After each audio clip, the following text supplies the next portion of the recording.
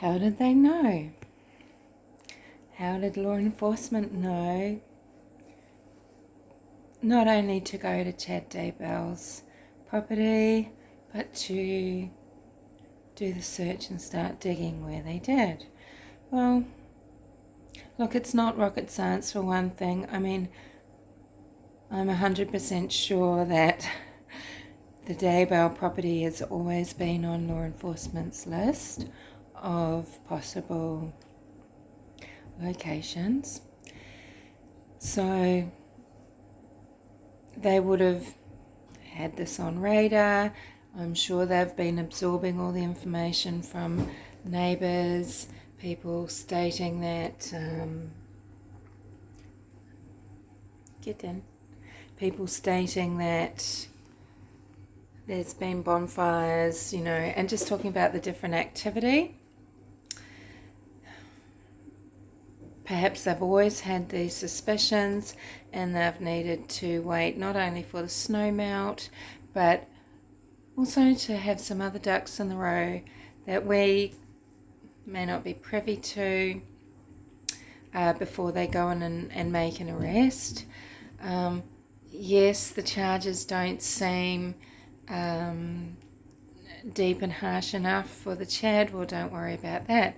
I mean, I think the $1 million bail says it all, don't you? So again, it's just about getting wheels in motion. But if there was a person that ratted on the Chad, who might that be? Well, okay, obviously the children of Chad and Tammy Daybell, possibly. I don't think so. Garth, whom Tyson Draper just went and did a meet and greet, one of his famous meet and greets with. Ooh, this won't be popular, but I don't dig the vibe there at all. Not to say anything about it, just that he's his father's son. I just feel. And look, they've got a lot on their plate, that family, and they're trying to wrap up that property, no doubt. Looked like the son was bringing in some signage, possibly the stay out signs that they'd put all around the property. So, Chad Daybell's children, possibly, but I don't think that's too likely. Who else? Well, people are saying Melanie Boudreau Pawlowski, and that's certainly a possibility. There's no doubt that Melanie Pawlowski is a damaged person, is an abused person, is someone that's had a really difficult life, probably has a lot of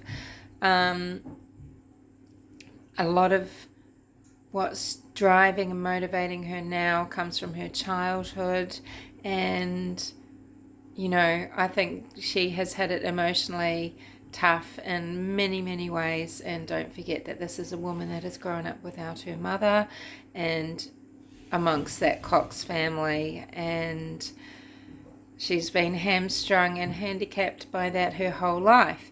Having said that, people that do have difficult experiences and these sort of experiences, are they party to mayhem and murder? No, they absolutely are not all the time. So nothing in Melanie's history excuses her from murder and mayhem. It can excuse her from being vulnerable. She is a vulnerable woman.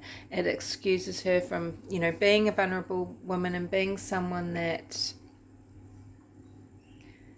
is open and ripe for manipulation, for plucking by Laurie and her insanity and her greed and her, nearly dark triad traits, isn't it?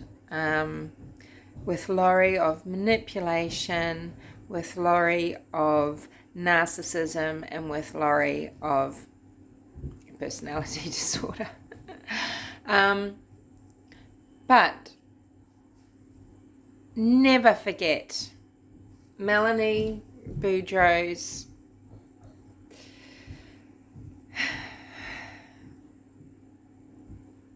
involvement to the degree that her husband Brandon Boudreaux had an attempt made on his life. Never forget that when you think about Melanie Pulowski. Ian Pulowski. Now, there's someone that very well may have been a source of information. FBI aren't going to let that one go, aren't they? That little kettle of fish, that little minnow swimming around in that pond of piranhas. Yes, Ian Pulowski, he's got to have a few points against his name if it comes to a sweep. He'd be good odds. This is, of course, again assuming that law enforcement needed anybody to let them know anything. Perhaps all they needed at a certain point in time was a warrant to go in with some equipment, sonar, or whether they do what they did in the case of Letitia Stout and the alleged murder of Gannon, where they could put poles down into the ground and there would be smell or sensors, gases somehow. I'm sure they could just see by the ground, the state of the ground, where to dig anyway. So, again, it's very possible that no one had to tell law enforcement anything. I mean, the tragedy with law enforcement in this case is all the missed opportunities that have come way beyond in the past, and that was to save lives. Now I think they're on track to, for trial, for charges to be brought, for people to be in prison forever. People have been saying there's a death penalty in Idaho. I hope so.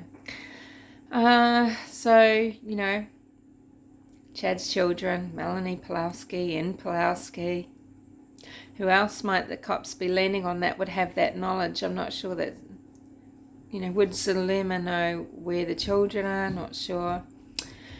We've always got Laurie. Now, Laurie has been abandoned by Chad. He's given her the shit lawyer.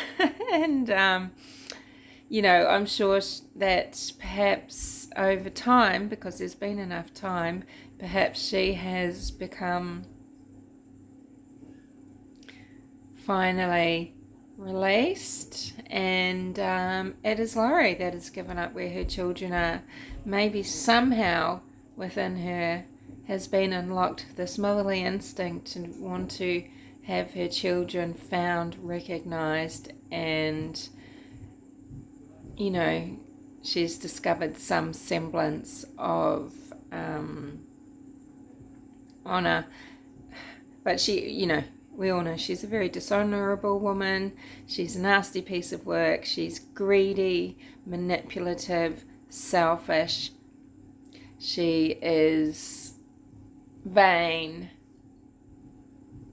and I don't know in the end if she's going to come good, if only to try and save her skin. And hopefully she realizes that no matter what she does or says now, her life as she thinks she knew it, her beautiful life that she wanted to have, it's all over. Anyway, this is long and rambly, but I just wanted to discuss this latest amazing news. I think we need to have some faith in law enforcement now and understand that they do know quite a lot, and that now that they are all over it, and that justice is going to be served. I hope they have all manpower on this, and they find the darkest, deepest reaches of this cult. There's plenty of people out there with guilty knowledge. There's plenty of people out there who would be willing to murder spouses, I believe. And I hope they're all found and stopped. Hopefully it stops with the Chad here and now. Anywho, thanks for listening again, and I'll speak to you later.